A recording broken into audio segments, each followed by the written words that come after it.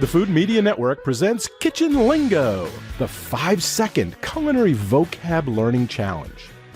Common culinary terms range from various ways to serve and prepare food and beverages, to kitchen items and equipment, to the names of the dishes themselves. Cooking definitions can also come from languages other than English, such as French and Italian, which can sometimes be challenging to understand. However, learning as many kitchen terms and culinary vocabulary as you can helps provide a fundamental knowledge for any food and beverage professional or enthusiast. Do you know what today's word means in the culinary world? Well, you will have 5 seconds before the answer is revealed. But if you need more time, you can always hit pause.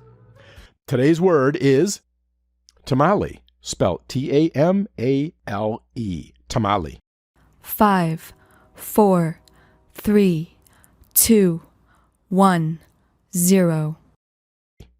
According to the Food Lover's Companion, the tamale is a popular Mexican dish that consists of various fillings, such as finely chopped meats and vegetables, that are coated with a masa dough and then wrapped in softened corn husks.